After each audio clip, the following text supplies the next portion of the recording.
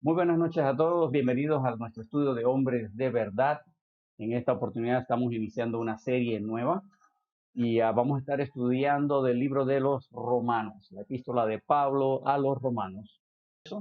Vamos a iniciar, les pido que busquen en sus Biblias el libro de los Romanos, en el capítulo primero, y vamos a leer los primeros 7 versículos del libro de los Romanos.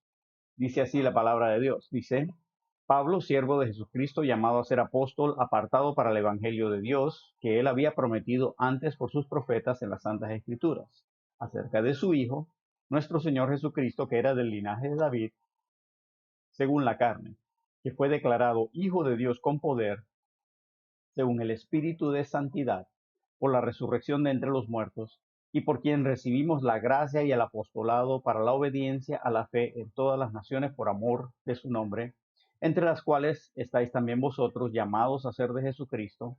A todos los que estáis en Roma, amados de Dios, llamados a ser santos, gracia y paz a vosotros, de Dios nuestro Padre y del Señor Jesucristo. Bien, eh, esta es la introducción del apóstol Pablo a la epístola a los romanos. Pablo escribe esta epístola alrededor del año 60 después de Cristo. Eh, en el libro de los Hechos esto corresponde más o menos a los capítulos, entre los capítulos 20 y 21. Ahora, ¿cómo sabemos eso? Si buscan Romanos capítulo 15, busquen por favor Romanos capítulo 15, versículo 25.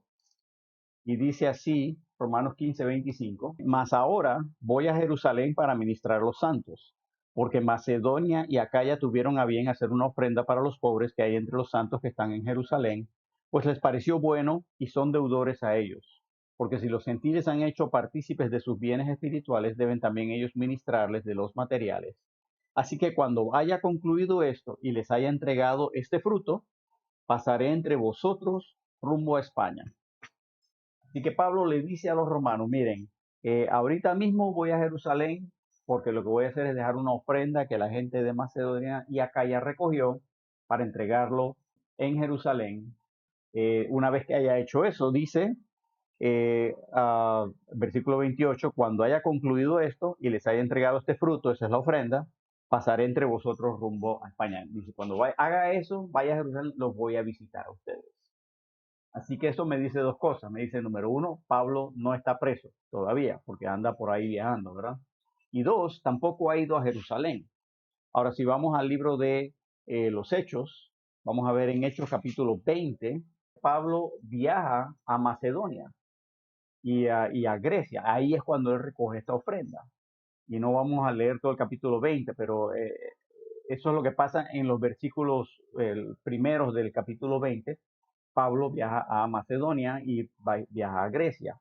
Y luego pues él va a Troas, luego va a Mileto, se despide en Mileto de la gente y los ancianos de Éfeso van a Mileto y escuchan a Pablo despedirse de ellos eh, allí. Entonces si ven al versículo 21, perdón, capítulo 21 del libro de los Hechos, dice: después de separarnos de ellos, zarpamos y fuimos con rumbo directo a Cos y al día siguiente a Rodas y de ahí a Pátara.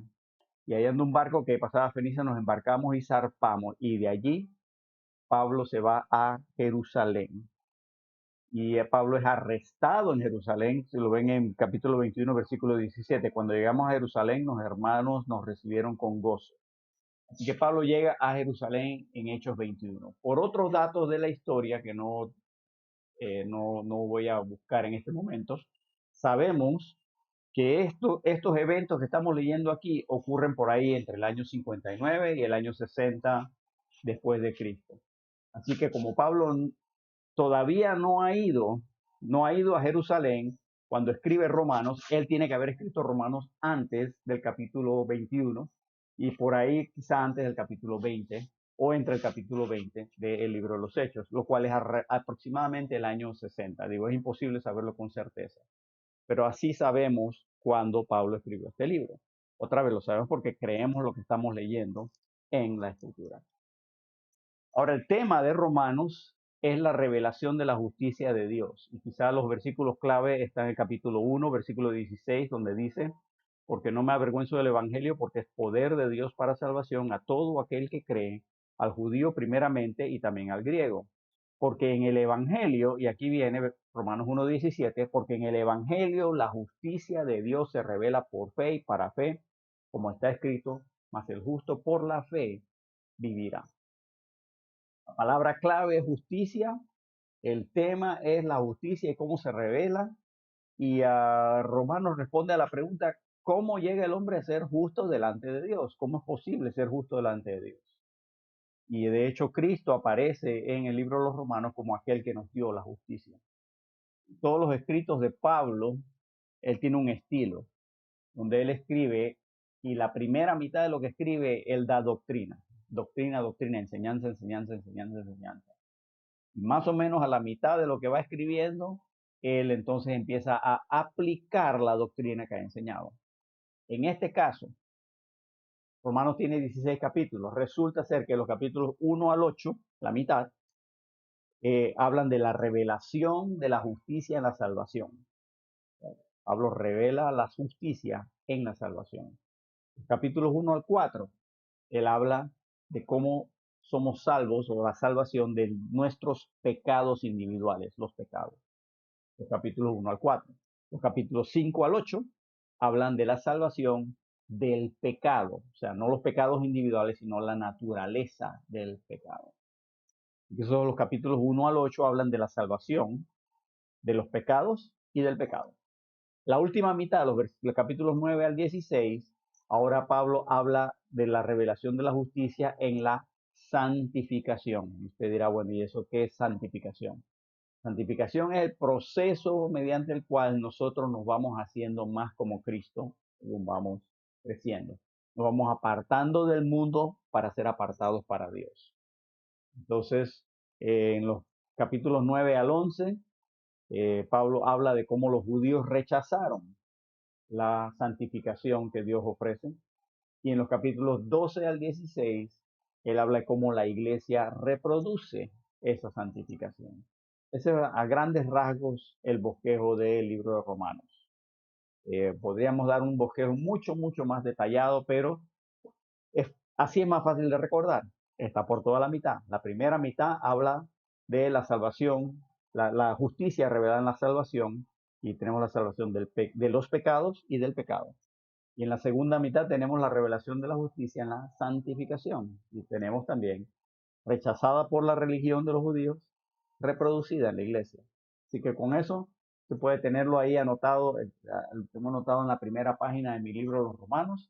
Y así alguien me pregunta, ¿de qué se trata el libro de los Romanos? Fácil, se trata de estas dos cosas. La justicia revelada en la salvación y la justicia revelada en la santificación. Versículo clave, Romanos 1, 16, 17. Ahí me dice eso. Así que eso puede tenerlo ahí, es su as bajo la manga el día que te digan que necesitamos que predique en 20 minutos. ¿Tienes algo que puedes darnos? Tengo algo del libro de los Romanos que puedo compartir. Así que empezamos leyendo nuestra epístola a los Romanos para ver qué nos dice Pablo. La primera sección, los 7 versículos que leímos hace un momento, es lo que se llama la introducción de la epístola. Todas las epístolas de Pablo tienen una introducción. Que es una sección donde él se presenta, manda saludos y más o menos dice algunos comentarios de carácter general dirigidos a sus lectores. Uno sabe cuándo termina la introducción de Pablo en el momento que uno se encuentra la frase gracia y paz. Cuando usted se encuentra esa frase, gracia y paz, usted sigue leyendo y el primer punto que encuentre, ahí termina la introducción de Pablo. Ustedes miran el versículo 7. El versículo 7 dice, a todos los que estáis en Roma, amados de Dios, llamados a ser santos, gracia y paz. Ahí está la frase clave. A vosotros, de Dios nuestro Padre y del Señor Jesucristo. Punto. Ahí termina la introducción de Pablo. La introducción empieza del versículo 1, termina en el versículo 7. Hay introducciones más largas, introducciones más cortas. Pero ahí está otro truco, ¿verdad? Para entender lo que estamos leyendo. ¿Qué es lo primero que nos dice? Pablo se identifica a sí mismo. Contrasten las palabras de Pablo con lo que uno espera ver hoy día. Versículo 1 dice, Pablo, siervo de Jesucristo, llamado a ser apóstol, apartado para el Evangelio de Dios. Pablo podría haber empezado diciendo, Pablo, apóstol escogido por el Señor Jesucristo personalmente para este gran ministerio. Podría haber dicho cualquier cosa así, pero Pablo no empieza a identificarse a sí mismo como el gran apóstol. De hecho, él nunca se identifica como el gran apóstol. Eh, él, ¿cómo se identifica primero? Siervo de Jesucristo. Pablo se identifica de tres maneras en ese primer versículo. Número uno dice que es siervo de Jesucristo. Número dos dice que es llamado a ser apóstol. Número tres dice que es apartado para el evangelio de Dios. Pablo se identifica a sí mismo primero como siervo. Y siervo significa que le pertenecemos o que él le pertenece al Señor Jesucristo. Y la palabra siervo en la Biblia es equivalente a decir esclavo. Pablo está diciendo, yo no soy dueño de mí mismo, no tengo ni voz ni voto, ni siquiera en mi propia vida. El Señor Jesús la tiene toda. Y eso es bíblico, porque la Biblia dice que Jesucristo nos compró con su sangre. Te doy dos versículos, y otra vez voy rápido, le dije. Primer versículo, 1 Corintios 6:20. 1 Corintios 6:20. Porque habéis sido comprado por precio, glorificad pues a Dios en vuestro cuerpo y en vuestro espíritu, los cuales son de Dios.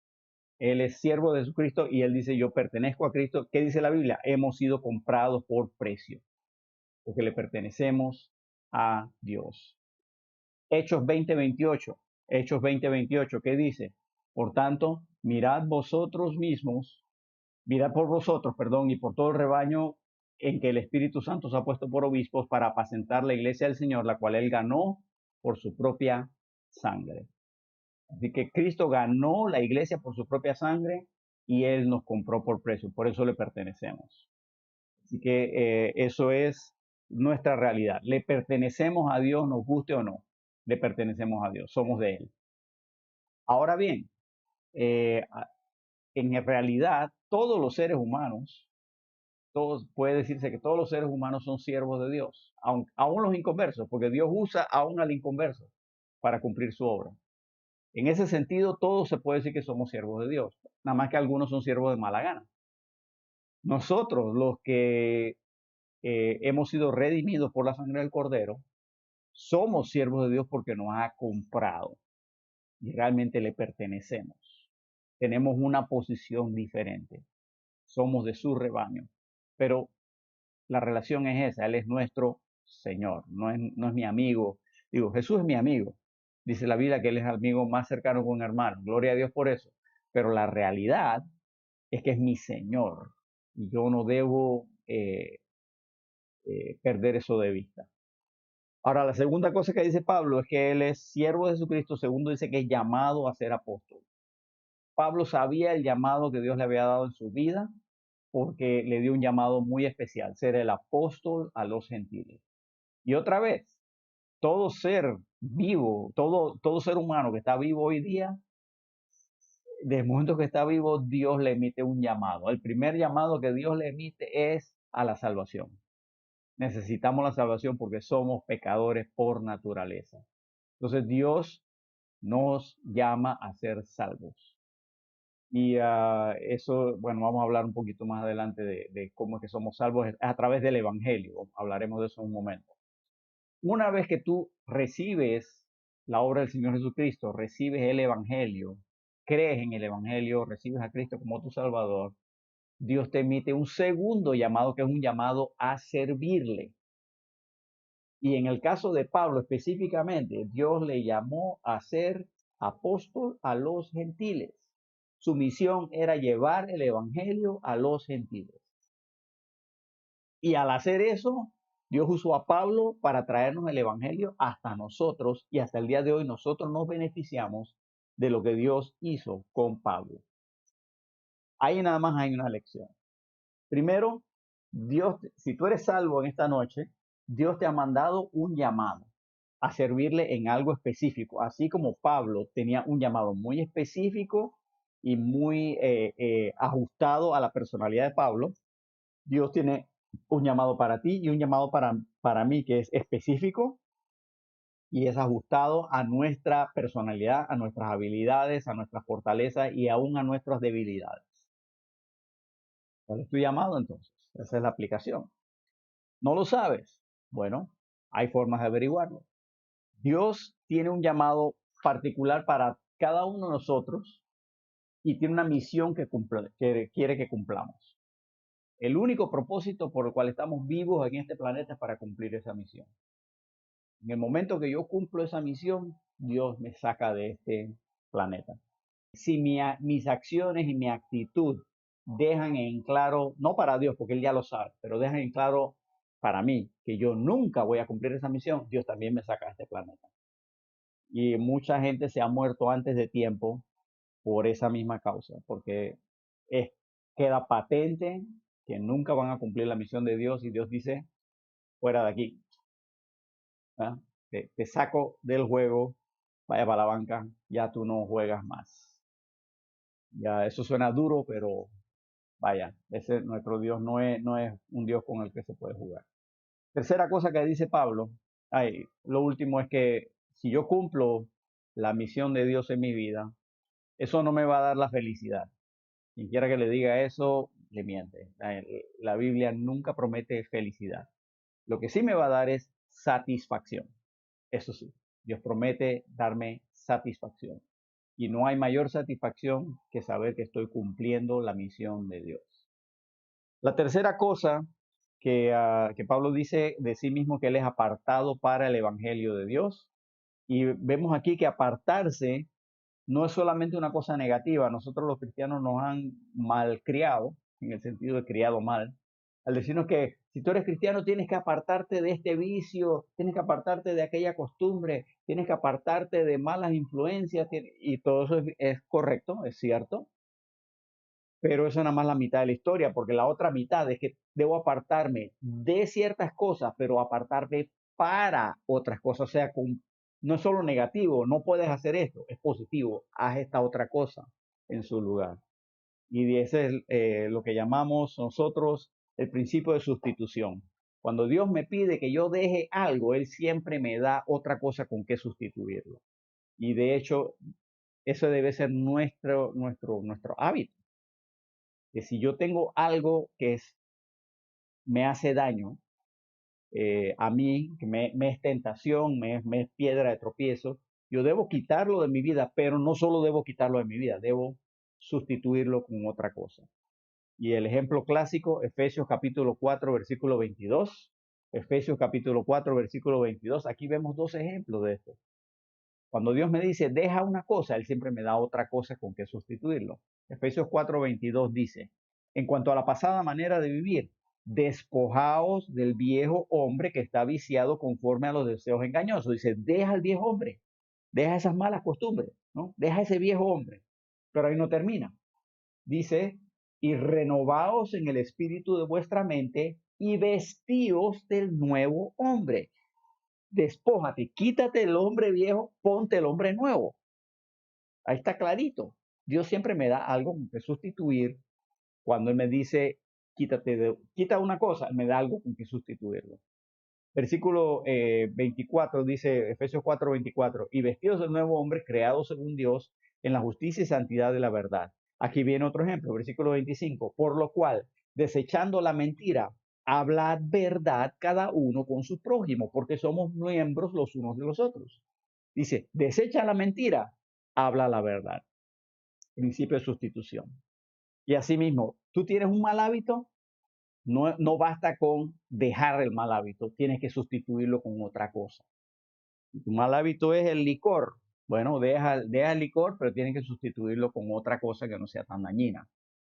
Por ejemplo, ponte a leer cuando tengas ganas, tengas tentación de consumir licor. No, ponte a leer la Biblia, ponte a leer la Biblia, ponte a orar. Si tienes problemas con otra área, tienes ganas de decir la mentira, entonces memoriza versículos que hablan de decir la verdad, hablar la verdad, seguir la verdad en amor, la verdad. Yo soy el camino y la verdad y la vida, dice el Señor. O sea, para eso Dios nos dio la Biblia. Y no solo la Biblia, digo, también hay cosas que puedo hacer físicamente para evitarme, ¿verdad? Evitarme caer en tentación y qué sé yo, ¿verdad? Por ejemplo, nosotros los varones debemos tener por costumbre nunca estar a solas con una mujer que no sea nuestra esposa.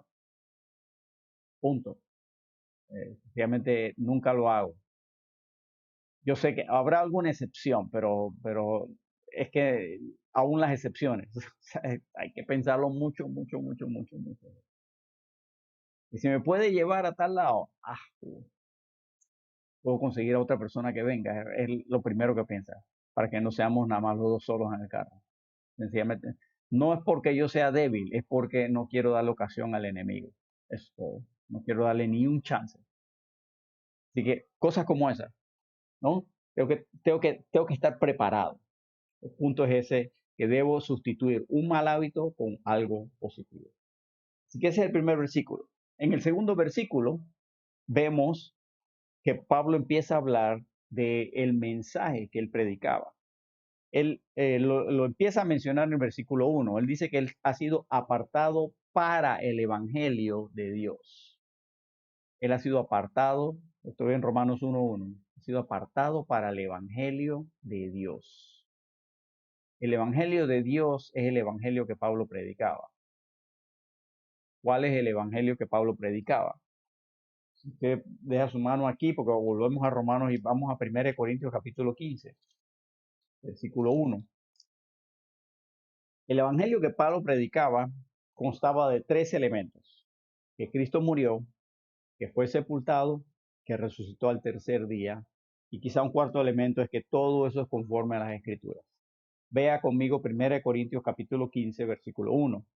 Dice: además os declaro, hermanos, el evangelio que os he predicado, el cual también recibisteis, en el cual también perseveráis, por el cual asimismo, si retenéis la palabra que os he predicado, sois salvos, si no creísteis en vano. Porque primeramente os he enseñado lo que asimismo recibí, que Cristo murió por nuestros pecados, ahí está el primer elemento, conforme a las Escrituras, versículo 4, y que fue sepultado, segundo elemento, y que resucitó al tercer día, tercer elemento, conforme a las Escrituras. Ese es el Evangelio. Que Cristo murió por nosotros, que fue sepultado y resucitó al tercer día. Si usted dice que está evangelizando y no comunica esas 3 cosas, usted no evangelizó, porque no comunicó el Evangelio. Así que ahí eso de una vez nos da una definición de ministerio. Pero vea, ¿por qué menciono estas cosas? Bueno, una cosa más. Si yo pongo mi fe en este evangelio, dice que soy salvo. Aquí en el pasaje que leímos, versículo 2, dice: por el cual asimismo, si retenéis la palabra que os he predicado, sois salvos, si no creísteis en vano. Ese retener la palabra y creer son casi sinónimos. Retener la palabra es porque la creo. Venga conmigo a Romanos capítulo 10. Romanos capítulo 10. Versículo 9. Usted conocen este pasaje porque es sumamente conocido. Romanos 10, 9 y 10. ¿Qué dice? Dice Pablo acá. Voy a leer del versículo 8.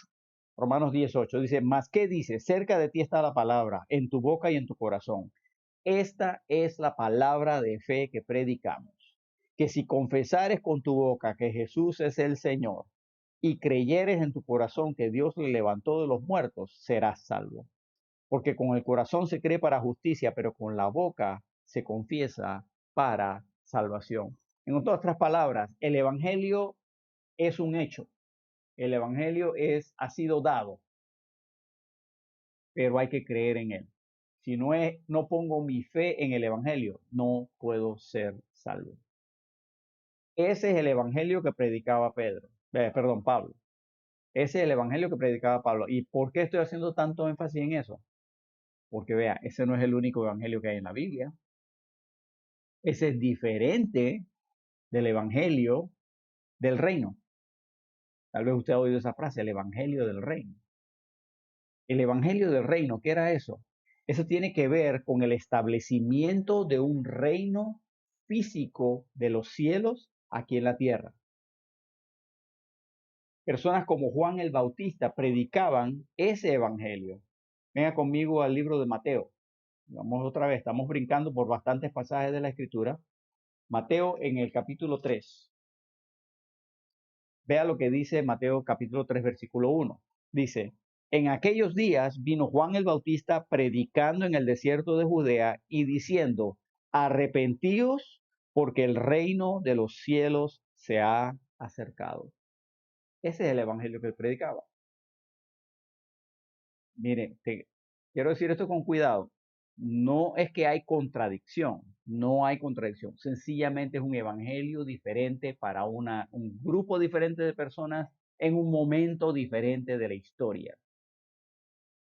Obviamente Juan el Bautista no podía predicar de la muerte, sepultura y resurrección de Jesucristo si Jesús no había muerto y resucitado. O sea, obviamente. Así que el mensaje que predica Juan no es el mismo que el que predica Pablo. Y hay que tener eso muy, muy en cuenta cuando leemos los evangelios. La salvación en los evangelios no es igual a la salvación que tenemos tú y yo después de la cruz. No hay contradicción, no estoy diciendo que hay contradicción, pero quiero ser muy claro, no es igual. El Señor Jesucristo predicó este evangelio del reino. Vea Mateo capítulo 4, versículo 23. Mateo 4, 23. Y recorrió Jesús toda Galilea, enseñando en las sinagogas de ellos y predicando el evangelio del reino. Vea que la frase no la inventé yo. Ahí está, ¿no? Y sanando toda enfermedad y toda dolencia en el pueblo. Y Jesús también decía, el reino de los cielos se ha acercado. Y cuando encomendó a los 12 a ir a predicar, le dijo, prediquen eso mismo. Venga conmigo, Mateo capítulo 10. Mateo capítulo 10, versículo 5. Mateo 10, 5. A estos 12 envió Jesús y les dio instrucciones diciendo, por camino de gentiles no vayáis, ¿ve? No van a toda criatura, por camino de gentiles no vayan, dice, y no vayáis y en ciudades samaritanos no entréis, sino id antes a las ovejas perdidas de la casa de Israel y yendo predicar diciendo que el reino de los cielos se ha acercado, lo mismo que decía Juan el Bautista. Sanad enfermos, limpiad leprosos, resucitad muertos, echad fuera demonios, de gracia recibisteis, dad de gracia. Y por último, cuando enviaron a los 70, también estaban predicando este evangelio del reino, que habla de sanidades, que habla de un rey físico, un reino físico. Venga conmigo a Lucas capítulo 10, Lucas capítulo 10, versículo 1. Lucas capítulo 10, versículo 1, vamos a leer hasta el versículo 6, dice, después de estas cosas, designó el Señor también a otros 70, quienes envió de dos en dos delante de él a toda ciudad y lugar a donde él había de ir, y les decía, la mies a la verdad es mucha, mas los obreros pocos. Por tanto, rogad al Señor de la mies que envíe obreros a su mies. Id, he aquí yo os envío como corderos en medio de lobos. No llevéis bolsa, ni alforja, ni calzado, y a nadie saludéis por el camino. En cualquier casa donde entréis, primeramente decid, pase a esta casa, y si hubiere allí algún hijo de paz, vuestra paz reposará sobre él, y si no, se volverá a vosotros. Así que ellos salieron en la misma misión, a predicar el mismo evangelio. El reino de los cielos se ha acercado. ¿Por qué? Porque el Mesías está aquí entre nosotros. Y si Israel, este era el evangelio que decía, el reino de Israel de los cielos se ha acercado, y muchos de nosotros los que creemos en la Biblia, creemos que si Israel, en ese momento que está Jesús andando sobre la tierra, si Israel hubiera recibido a Jesús como el Mesías, ese Jesús hubiera restaurado el reino de Israel como se lo había prometido a David y a Salomón en su debido momento. Ahora, eso no fue lo que sucedió. Y el resto, como decimos, es historia. Y ahí entonces Dios reveló que había otro capítulo. Esa es la razón por la cual los apóstoles, o los discípulos todavía se llaman acá, bueno, son apóstoles ya, en Hechos capítulo 1, usted no ve la pregunta que le hace después que Jesús resucita y tiene 40 días de estar con ellos enseñándoles cuánta cosa. ¿Qué le preguntan los discípulos? Dice Hechos capítulo 1, versículo 6. Dice, Hechos 1, 6. Entonces los que se habían reunido le preguntaron diciendo, Señor, ¿restaurarás el reino a Israel en este tiempo? ¿Por qué preguntan eso? Porque eso es lo que han oído, el reino de los cielos se ha acercado. Y cuando matan a Jesús, ellos quedaron en el aire. wow, nos quedamos sin rey, entonces el reino no se va a restaurar. Jesús resucita. Viene el reino, obvio, viene el reino. Y por eso le preguntan, ¿vas a restaurar el reino en este momento? Y claro, Jesús le da esa pregunta, esa respuesta enigmática, ¿verdad? Dice, y les dijo, no os toca a vosotros saber los tiempos o las sazones que el Padre puso en su sola potestad, pero recibiréis poder, y esto es noticia para ellos, ellos jamás habían oído algo como esto. Recibiréis poder cuando haya venido sobre vosotros el Espíritu Santo. Pero, espérate, él sí había dicho algo del Espíritu Santo antes, ¿va a venir sobre nosotros? ¿Ah? Dice, y me seréis testigos en Jerusalén, en toda Judea, en Samaria. Espérate, pero no nos dijiste hace un rato que no fuéramos donde gentiles y que no fuéramos a ciudades de samaritanos. ¿Te estás contradiciendo, Señor? La cosa cambió. Hay un cambio. No hay contradicción, hay un cambio. ¿Y qué sigue diciendo? Y me seréis testigos en Jerusalén, en toda Judea, en Samaria y hasta lo último de la tierra. Esto es una bomba para ellos. Ven, no tengo tiempo. Aquí podríamos acampar y quedarnos. Mi punto es este. El evangelio de Pablo, el evangelio de Dios que él habla, no es el mismo que predicaba Jesús. Y eso no significa que son contradictorios. Son sencillamente evangelios diferentes para tiempos diferentes con propósitos diferentes. ¿Por qué digo eso? Porque hay la cantidad de alguna gente bien intencionada, pero otros no. Y francamente gente ignorante que busca decir, queremos ver el verdadero evangelio en las palabras de Cristo. Error, error. Eso es un error.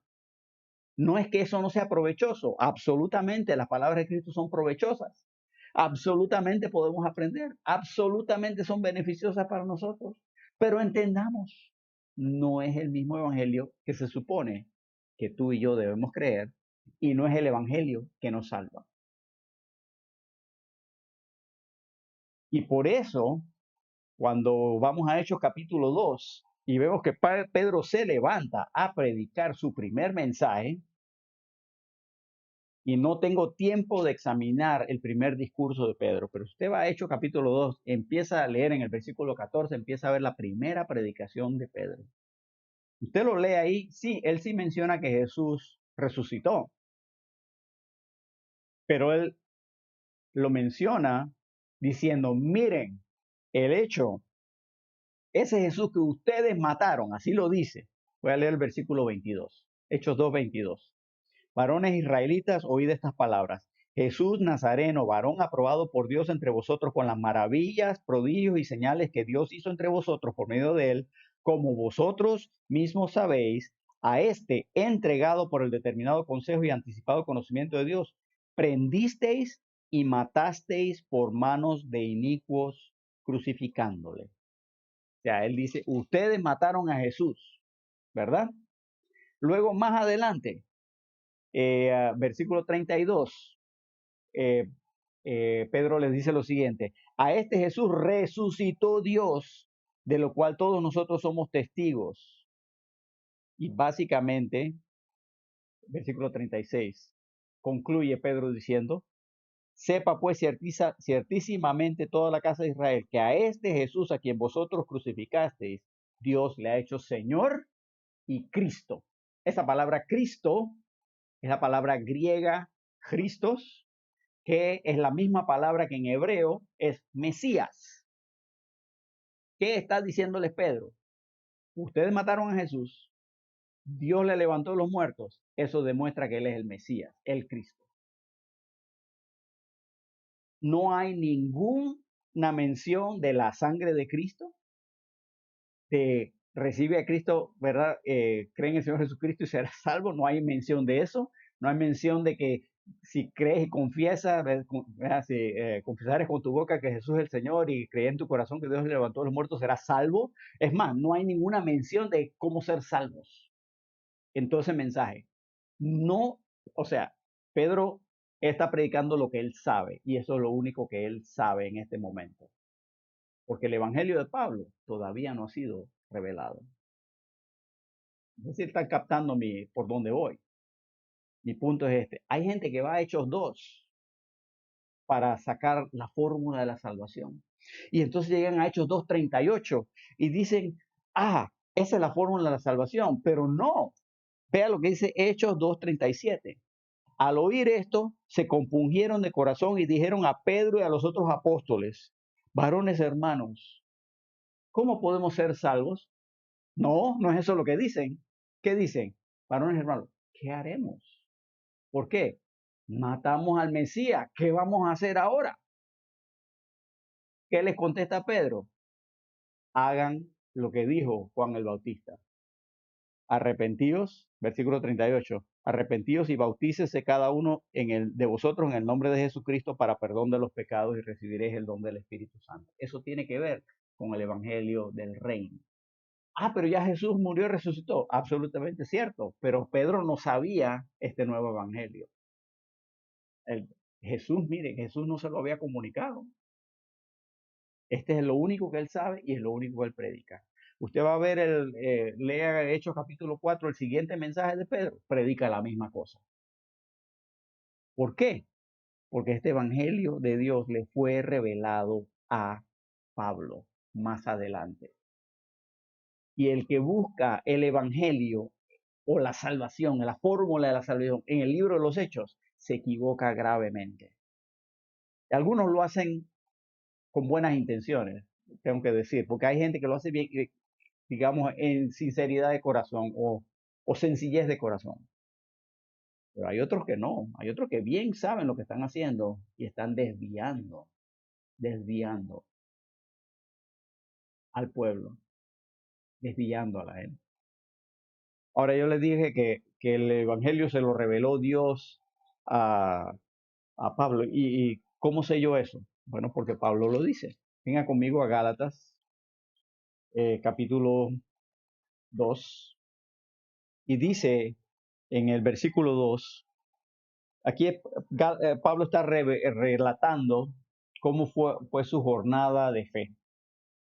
Y en Gálatas 2:2 dice Pablo, voy a leer el versículo 1. Dice Gálatas 2:1, después pasados 14 años subí otra vez a Jerusalén con Bernabé, llevando también conmigo a Tito. Pero subí según una revelación y para no correr o haber corrido en vano, expuse en privado a los que tenían cierta reputación el evangelio que predico entre los gentiles. Dice Pablo, yo subí a Jerusalén, pero subí por una revelación. Dios me dijo que subiera. Y para yo estar seguro de que yo no estoy yendo en contra de Dios, eso es lo que dice, para no correr o haber corrido en vano, dice, para yo estar seguro que no estoy trabajando en vano, dice, ¿qué dice? Expuse en privado a los que tenían cierta reputación. Si usted sigue leyendo se va a dar cuenta que ese es Pedro, Juan y Jacobo, son esos tres. Dice, les expuse en privado el evangelio que predico entre los gentiles. Yo quería estar seguro que yo estoy bien. ¿Y qué pasó con eso? Versículo 7. Versículo 6. Pero de los que tenían reputación de ser algo, lo que hayan sido en otro tiempo, nada me importa. Dios no hace acepción de personas. A mí, pues, los de reputación, nada nuevo me comunicaron.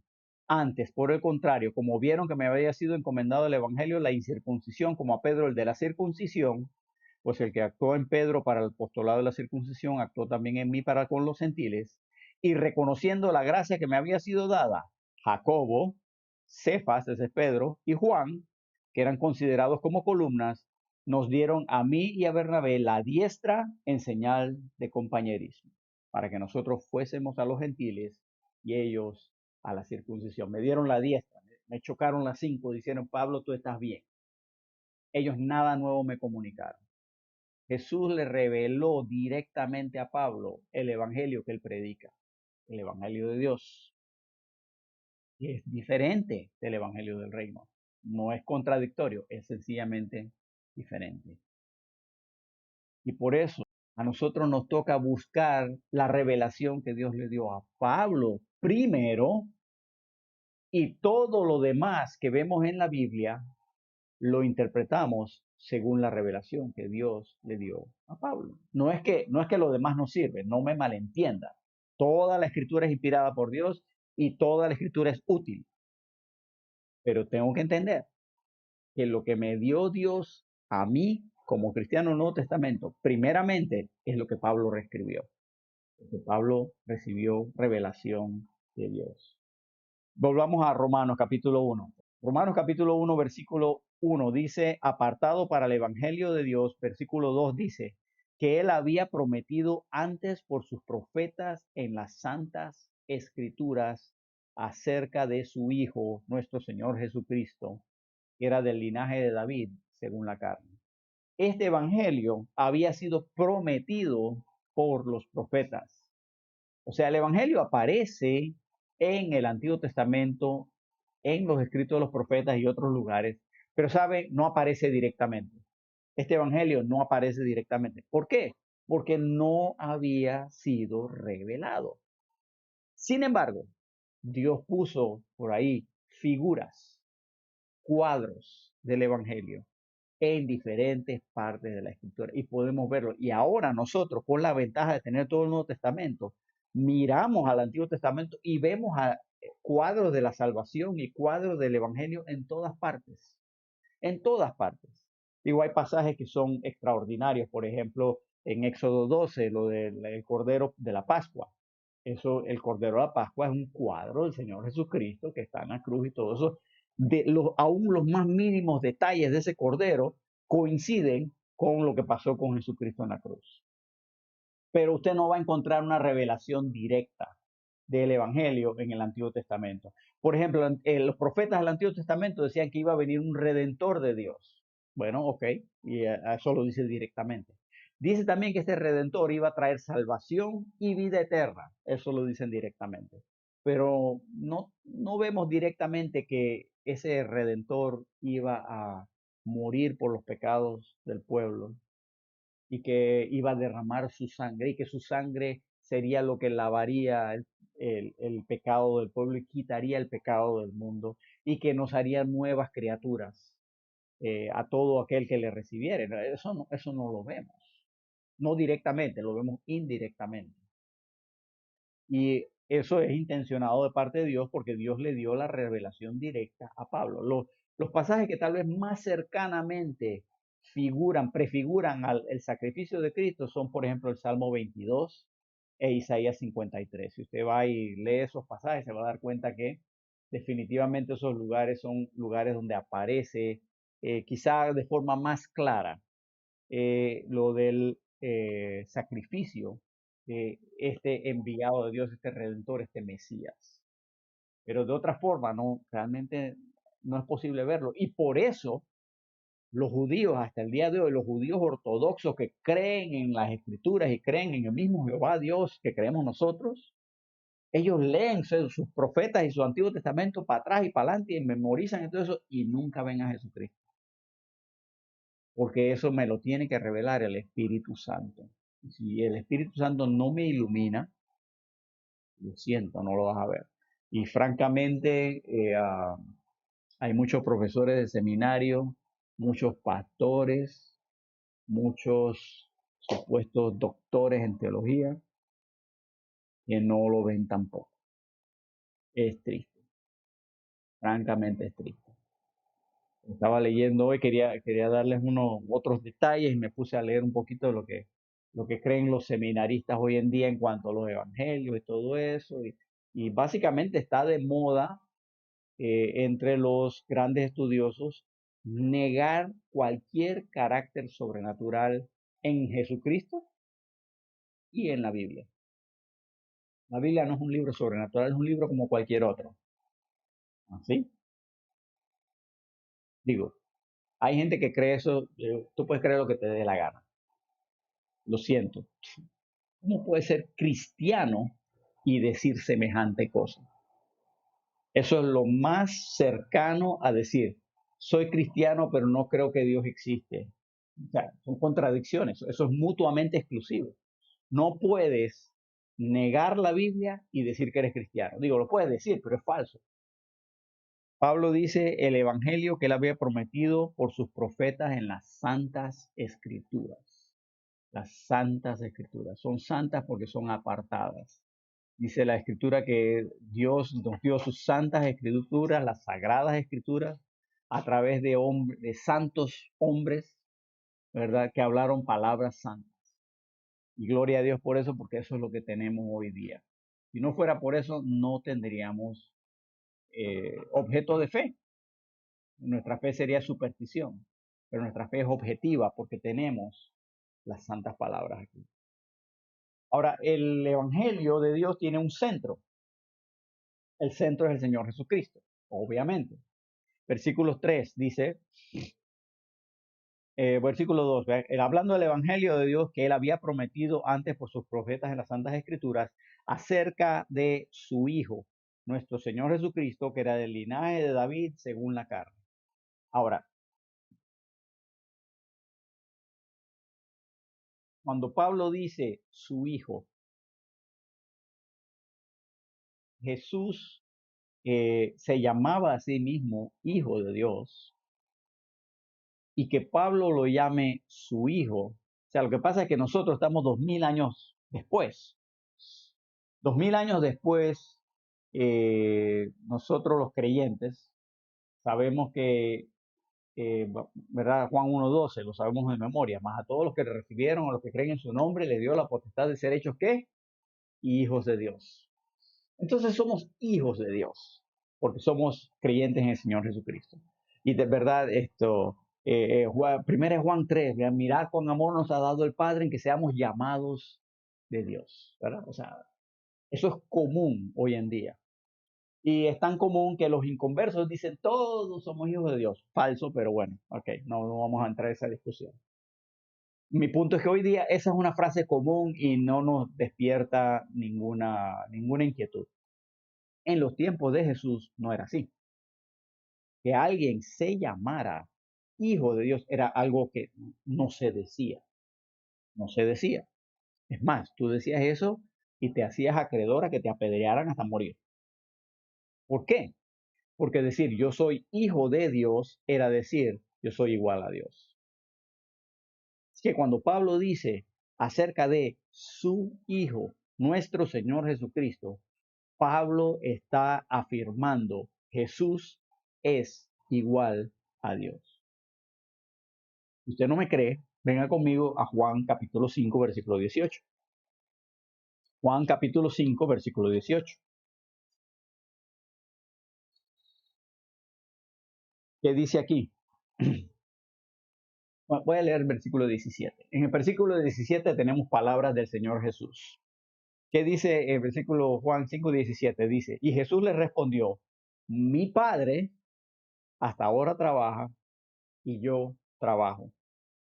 Por esto, versículo 18, los judíos aún más procuraban matarle, porque no solo quebrantaba el día de reposo, sino que también decía que Dios era su propio Padre, haciéndose igual a Dios. ¿Hay alguna duda en cuanto a eso? Otra vez, aquellos que afirman que Jesús nunca afirmó ser sobrenatural, están ignorando el contexto histórico. Yo sé que hoy día podríamos interpretar que Jesús está hablando figuradamente de nuestro Padre Celestial, como decir nuestro Dios, ¿verdad? Está hablando figuradamente, pero no es así. Él está hablando palabras muy bien escogidas que él sabe cómo van a ser interpretadas. Y los judíos que están oyéndolo, ellos lo captaron, porque querían matarlo. Hace igual a Dios. Mi pregunta siempre es, si los judíos de ese entonces lo entendieron, ¿por qué tú hoy no lo entiendes? Los judíos entonces lo captaron clarito. Esto es una de las cosas que yo le digo a los testigos de Jehová cuando me visitan. Ellos no creen que Jesús es Dios.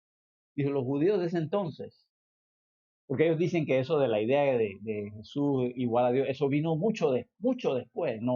Eso no fue originalmente. El cristianismo original no fue eso. Digo, así. ¿Y por qué los judíos desde entonces así lo entendieron? No fue un invento de Pablo. Así lo entendió todo el mundo.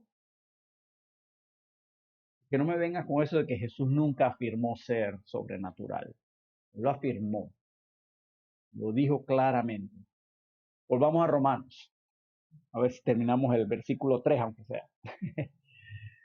Eh, dice aquí, acerca de su Hijo nuestro Señor Jesucristo, que era del linaje de David, según la carne. Jesús era del linaje de David, según la carne. Okay, esa frase, según la carne, cuando usted ve que Pablo pone algo así como según la carne o lo que sea, ¿a qué se refiere Pablo? Pablo está refiriéndose al cuerpo físico de Jesús. El cuerpo que Jesús tenía aquí en este mundo, el cuerpo que le daba hambre, que le daba sueño, el cuerpo que se cansaba, ese cuerpo. Ese cuerpo era del linaje, o sea, de la descendencia, familia de David. Ahora bien, nosotros creemos y sabemos que Jesús no era hijo físico de José. José era su padre, digamos, legal, pero no era su padre, ¿sabes la frase hoy día de moda? Él no era su padre biológico, porque no podía hacerlo en realidad.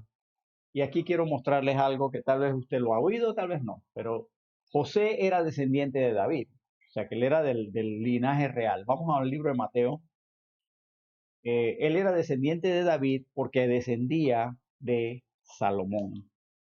O sea, David era descendiente de David a través de Salomón, debo decirlo tal vez de esa forma.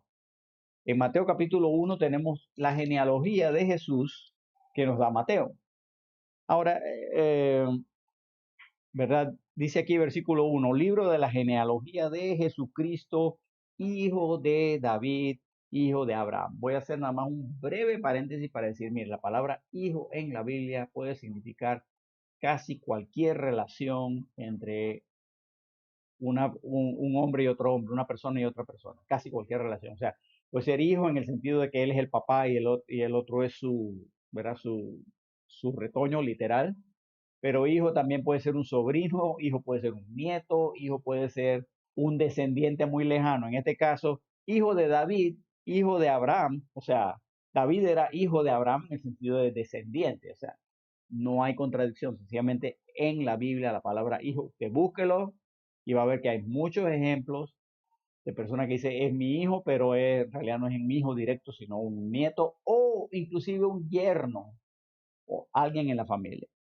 Entonces, si usted va en el versículo 7, aquí dice que Salomón engendró a Roboam, Roboam a Abías y Abías a Asa. Así que ahí habla de Salomón y no voy a leer todos los nombres, pero baje al versículo 16.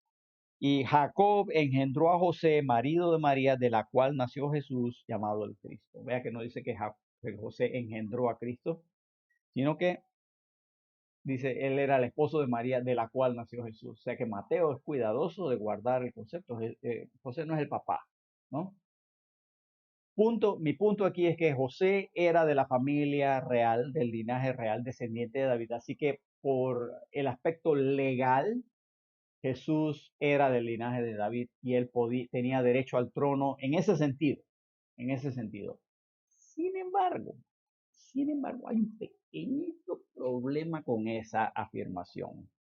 Ya, es cierta, pero hay un pequeñito problema. ¿Sabía usted que Dios había proferido una maldición contra el linaje de David y dijo, nadie más de este linaje se va a sentar en el trono?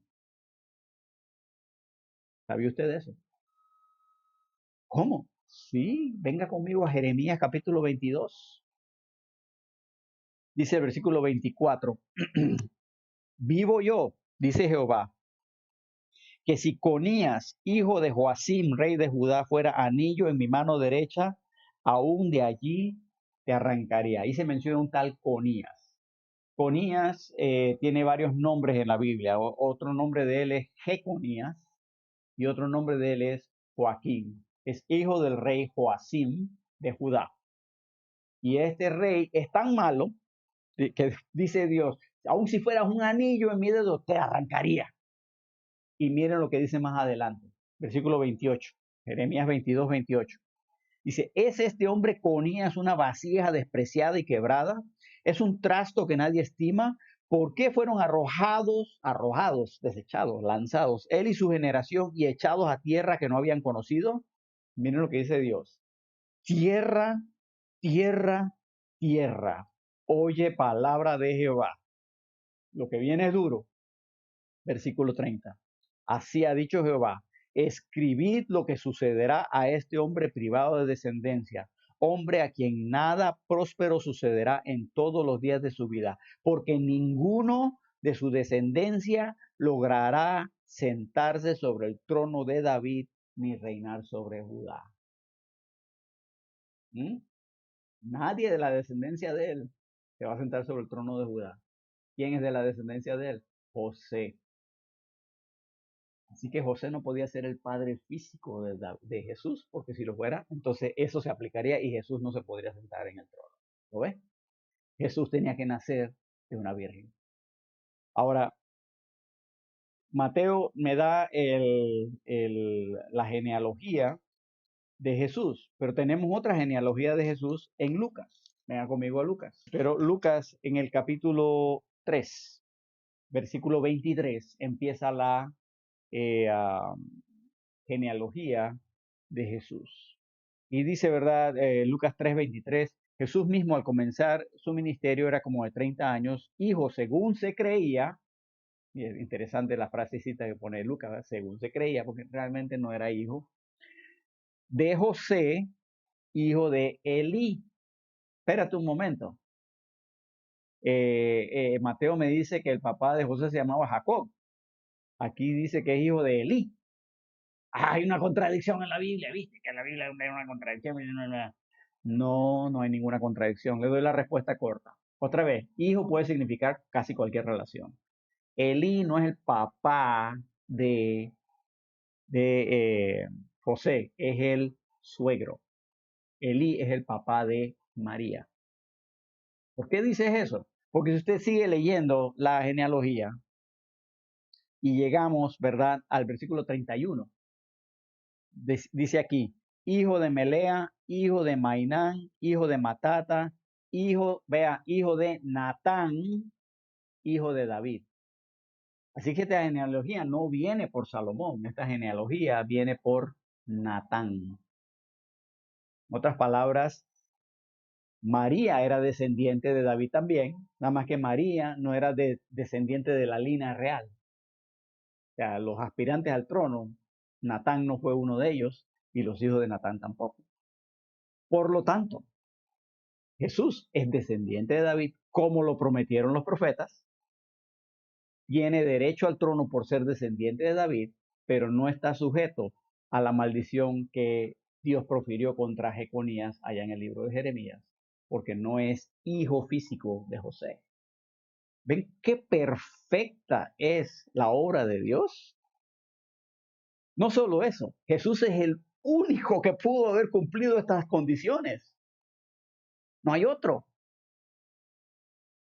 Así que Jesús cumple y se demuestra la necesidad del nacimiento virginal, que es otra cosa que a nuestros queridos profesores de seminarios y grandes estudiosos les gusta negar. Dicen, no, no, es que ninguno de ellos afirmó un nacimiento virginal. ¿Cómo que no? Nada más que no dijeron nació de una virgen. No, no escribieron en esas palabras, pero ahí está, si tan solo lo quieres ver. Si Jesús hubiera sido hijo físico de José, no hubiera podido optar al trono de Israel, pero Jesús es hijo, descendiente de David a través de la línea de Natán. Y por eso en él se cumplen todos los requisitos para ocupar el trono, para ser el rey de Israel, el Mesías prometido, pero también para ser nuestro Salvador. ¿Por qué era necesario que Jesús no tuviera un padre terrenal? porque creemos, deducimos, mejor dicho, deducimos que la naturaleza del pecado se transmite a través de la simiente del hombre. Y al Jesús no haber nacido de la simiente del hombre, él no tenía naturaleza del pecado como tú y yo la tenemos. Por eso Jesús no pecó. Él vivió 33 años y sencillo, sin pecar. Tú y yo no podemos vivir un solo día sin pecar, pero él sí pudo. Bueno, porque él era especial. Y gloria a Dios por eso. Sin embargo, él nos dio el ejemplo al cual nosotros podemos aspirar. Así como Pablo fue siervo, llamado y apartado, tú y yo somos siervos, llamados y apartados. ¿Qué estamos haciendo para el Señor? La misión de Pablo fue predicar el Evangelio. Pues adivina qué. Hechos 1:8 dice que yo tengo la misma misión, ser testigo del Señor Jesucristo predicando el Evangelio. Y creo que hoy hemos hablado cosas que nos permiten tener un mejor entendimiento de cuál es ese Evangelio que debo predicar. ¿Estoy predicándolo?